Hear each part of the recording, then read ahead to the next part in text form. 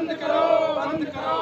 Overloading नहीं चलेगी, नहीं चलेगी, नहीं चलेगी। अरे डाबा रोड पर भारी वाहन बंद करो, बंद करो, बंद करो। भारी वाहन नहीं चलेंगे, नहीं चलेंगे, नहीं चलेंगे। भारी वाहन बंद करो, बंद करो, बंद करो। अरे सरकार पुलिस प्रशासन शर्म करो, न्यूज़ 24 एक्सप्रेस से धर्मवीर यादव। लोगों को मारना बंद करो। नवगठित जिला कोटपुतली में ओवरलोडिंग नहीं चलेगा। ओवरलोडिंग वाहन जिनकी नो एंट्री का कुछ समय निर्धारित किया गया था, वो समय बार बार बदला जा रहा है। हम अपना यहाँ पे जो लोग धरना दे रहे हैं उन्होंने इससे पहले भी ज्ञापन दिया है। शासन होस्ट करो, प्रशासन बार बार अपने होस्ट करो। स्वयं के निकाले हुए आदेशों के पालना में बार बार संशोधन कर रही है। डाबला रोड पे भारी, उन संशोधनों को भी करने के बाद में जो लागू नहीं किया जा रहा है, डाबला रोड पर भारी ऐसा क्या है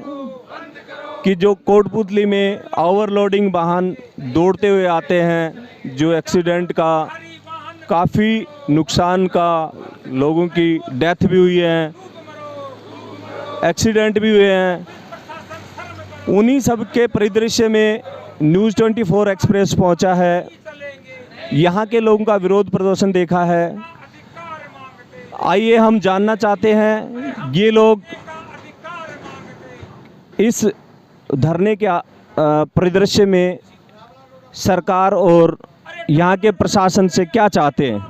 आइए। किसी के बाप का डाबला रोड पर भारी वाहन बंद करो, बंद करो। सर, ओवरलोडिंग नहीं चलेगा। आपका ये धरना जो यहाँ पे दिया जा रहा है, इस धरने के परिदृश्य में आपने ये धरना कब से शुरू किया? सर ये धरना हमारा 27 तारीख से शुरू हुआ है, अभी बुधवार से, और आज ये धरने का चौथा दिन है। और ये पर्पज़ हमारा ये रहा है कि ये जो रोड आप देख रहे हो, इसके दोनों तरफ में सघन आबादी है, दुकानदार हैं, व्यावसायिक प्रतिष्ठान हैं, यहाँ स्कूल है, यहाँ कॉलेज हैं, और ये बहुत भीड़ भाड़ का इलाका है। जो आपने धरना दिया, इससे पहले आपने यहाँ के प्रशासनिक और जिम्मेदार अधिकारियों को ज्ञापन भी दिया है क्या? हमने बराबर एसडीओ को ज्ञापन दिया है, यहाँ के डीएम को ज्ञापन दिया है, और हमने पूरे प्रयास किए हैं। धरने से बैठने से पहले जो प्रयास होने चाहिए वो सब की हमने किए हैं। यहाँ पे जो नो एंट्री का समय इससे पहले लागू किया गया था, उसमें कुछ संशोधन किए हैं, वो संशोधन नाकाफ़ी हैं। आपने अपनी आवाज़ को दोबारा रखने के लिए अधिकारी को ज्ञापन दिया है, फिर आपको अधिकारियों ने क्या आश्वासन दिया? अभी सर 17-18 में यहाँ सुरेश चौधरी जी एसडी हुआ करते थे, उन्होंने या हमारे मांग पत्र पर हमने ज्ञापन दिया, सामाजिक संगठन इकट्ठे हुए, तो उन्होंने 1 साल के लिए नो एंट्री यहाँ लगाई रखी, और यहाँ बोर्ड भी लगे थे, यहाँ कृपा का तिबारे के ऊपर और चौलाई पर भी। आपके साथ में कोटपुतली की जनता और किन किन संगठनों का साथ? सर ये गैर राजनीतिक संगठन है। बाकी हमारे यहाँ जो है जो भी भाई कोटपुतली के हैं, जो सारे पॉलिटिशियन भी हमारे साथ में हैं। अभी आप देख रहे हो रामनिवास जी भी साथ हैं, लगातार साथ आ रहे हैं, और भी पार्टियों के लोग आ रहे हैं। परंतु ये हमारा जो धरना प्रदर्शन है ये गैर राजनीतिक है, किसी एक विशेष किसी पार्टी के लिए ये धरना प्रदर्शन नहीं है।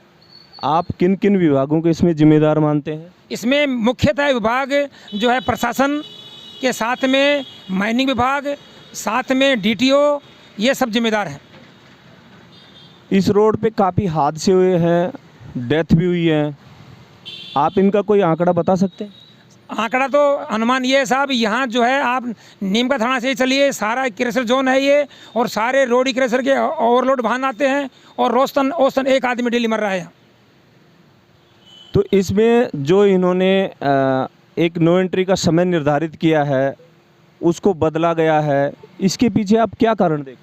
इसके पीछे हम तो एक ही बात मानते हैं कि सरकार का दबाव है।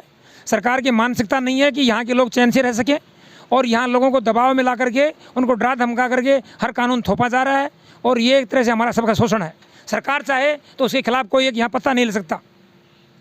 जिन जिन अधिकारियों से आप मिले हैं, उन्होंने अपनी जिम्मेदारी होना बताया है, या सिर्फ इस बात को आपसे ज्ञापन लेके ये बता दिया गया कि कार्रवाई की जाएगी? नहीं, पुलिस प्रशासन तो हमारे पे थोप रहा है। अभी जो पहला जो नो एंट्री का आदेश था उसको चेंज कर दिया गया, दोबारा फिर दिया, उसको चेंज कर दिया गया। और परसों हमारे से अभी मीटिंग करवाई एसडीएम ने, सारे प्रशासन के अधिकारी साथ रहे और उन्होंने धरना लगने के बाद में ये धरने को चढ़ाने के लिए ये धरनार्थियों को यहाँ के क्षेत्रवासियों को इनाम दिया गया। अब तुम्हारी नो एंट्री अब सुबह 7 से 11 रहेगी और हमने वो शाम बाद की नो एंट्री सब हटा दी है, आप कर लो क्या करते हो। यहाँ के अधिकारियों के बाद में आप उच्च अधिकारियों से मिले? अभी सर हमने मिलना तय किया है, आज छुट्टी है, परसों हमारी मीटिंग हुई थी, कल सैटरडे था, आज संडे है, कल सोमवार को हम डीएम से मिलेंगे और उच्च अधिकारियों से मिलेंगे। अगर नो एंट्री में यहाँ पे भारी वाहन आते हैं तो शायद भारी वाहनों का आना एक सहयोग नहीं हो सकता, इसके पीछे आप क्या देखते हैं? इसके पीछे सरकार की मंशा सही नहीं है और सरकार चाहती है कि 1% जो वाहन चालक हैं, जो मोटर मालिक हैं, वो जिंदे रहें, बाकी 99% जनता मर जाए, कोई परवाह नहीं है। आपका धरना देना एक जायज़ है, एक शहरवासी होने पे जिम्मेदारी बनती है कि धरना होना चाहिए, तो इसके पीछे आपकी भी कोई राजनीतिक स्ट्रेटेजी तो नहीं है? सर मैं कोई पॉलिटिशियन नहीं हूँ, मुझे कभी राजनीति से कोई लेना देना नहीं है और मैं किसी पार्टी से जुड़ा हुआ नहीं हूँ और ये सब हम आम जन के लिए कर रहे हैं और यहाँ की जनता के लिए कर रहे हैं। मेरा घर यहाँ से 10 किलोमीटर दूर गांव से बिलोंग करता हूँ, परंतु जब भी मैं शहर में आया हूँ ये पीड़ा मुझे अखरती रही है और जनता के लिए हम सब काम कर रहे हैं। और भी लोग आए हैं धरने में, यहाँ के लोकल वासिंदे भी हैं, पूर्व में राजनेता भी रहे हैं, आज भी हैं। आइए हम उनसे जानना चाहते हैं वो इस नो एंट्री और जो ये हादसे हो रहे हैं उनके बारे में क्या कहना चाहते हैं। भाई राधे श्याम जी ने जो कदम उठाया है जनहित में, वो बहुत ही यहाँ की जनता का दिल छूने वाला कदम है और समूची जनता ये चाहती है कि डाबला रोड पर नो एंट्री होनी चाहिए। जो क्षेत्र का भारी नुकसान हुआ है पिछले 5-7-10 साल में, उस नुकसान की तो भरपाई कभी हो ही नहीं सकती। पुलिस के आंकड़े हैं करीब यहाँ 2000 लोगों से भी ज़्यादा लोग इनकी नासमझी की वजह से, स्थानीय जनप्रतिनिधियों की नासमझी की वजह से समय रहते यदि यहाँ बाईपास हो जाते और यहाँ व्यवस्थित तरीके से इस क्षेत्र का विकास किया गया होता तो निश्चित रूप से ना कैजुअल्टियाँ होती, ना अस्त व्यस्त होते, ना दवा श्वास के रोगी होते। और जो भी रोड हैं आज स्थिति इतनी भयानक है कि इस कोटपुतली क्षेत्र में कहीं सड़कों का नामो निशान नहीं है। और जो मुद्दे राधेश्याम जी ने उठाए हैं, कई संगठन में इनको सपोर्ट भी कर रहे हैं, अंबेडकर मंच की ओर से या के सामाजिक कार्यकर्ता, बाहर से भी जो सामाजिक संगठन हैं जैसे कैलाश मीणा जी हैं, किशोर दुलेपुरा जी हैं, तमाम सारे रतन शर्मा जी हैं, सब लोगों ने मिलकर इस क्षेत्र को बचाने का जो बीड़ा उठाया उसमें समूची जनता इनका समर्थन करती है। और इस कदम से निश्चित रूप से भाई राधेश्याम जी के नेतृत्व में संघर्ष करेंगे और सफलता मिलेगी। आपका राजनीतिक अनुभव लंबा है, शायद आप बहुत सी सरकारों के संपर्क में भी रहे हैं। जो आज ये घटित हो रहा है जिसके खिलाफ आप आए हैं, ऐसा पहले भी हुआ है क्या? नहीं, पहले कभी ऐसा नहीं हुआ। पहले यहाँ हमारी सुख शांति और अमन चैन से लोग जीते थे, ना तो कानून की पूरी पालना होती थी, ना अपराध बढ़ते थे, ना इस तरह का वातावरण होता था।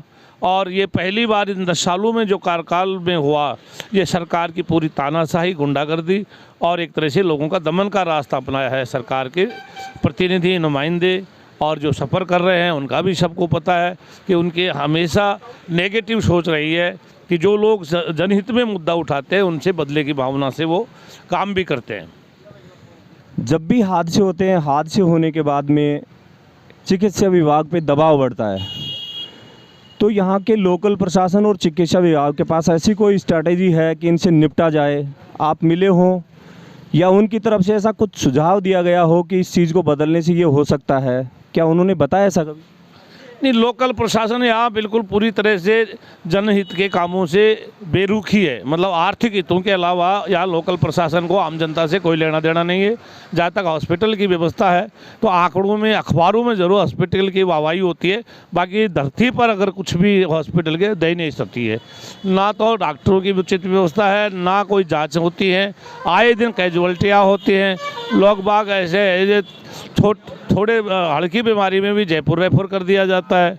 तो कई तरह से ये बीमार क्षेत्र है और इसका जब तक हमारे यहाँ जो अभी सफ़र कर रहे हैं श्री राजेंद्र यादव जी, वो लोकल और यहाँ के भौगोलिक स्थिति भी नहीं जानते, यहाँ की स्थितियाँ भी नहीं जानते, यहाँ के क्षेत्र के लोगों से भी उनका जुड़ाव नहीं है। परिस्थिति जन्य उनको लॉटरी खुल गई तो उनके भ्रम पैदा हो गया कि मैं ही से श्री कृष्ण भगवान का बेटा हूँ और मैं ही लंबे समय तक इस क्षेत्र का प्रतिनिधित्व करूँगा और मैं जो चाहे करूँ।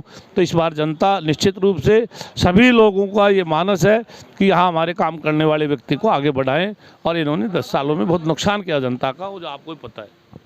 अभी इसका बाईपास एक ऑल्टरनेट निकाला गया है। बाईपास का जो रहा है उसके लिए कुछ वित्तीय स्वीकृतियाँ भी जारी कर दी गई हैं, वो काम क्यों चालू नहीं हो? मैं तो ये कहना चाहता हूँ 2008 में यहाँ सीपी जोशी जी रोड के मंत्री थे और लालचंद कटारिया जी भी मंत्री थे और राजेंद्र यादव जी उनके खासम खास थे। उस समय ही यदि इनको भौगोलिक स्थिति की जानकारी होती, क्षेत्र के प्रति चिंतित होते तो उस समय ही बाईपास निकलने चाहिए थे। अगर बाईपास निकले होते तो आज 20,000 परिवारों का निवाला नहीं छीना गया होता और बाहर शहर अलग तरीके से बसा होता। इससे पूर्व भी बहुत चीज़ें बदलने की बातें की गई हैं जो नहीं हो सका है। आइए हम बात करते हैं यहाँ पे पूर्व संसदीय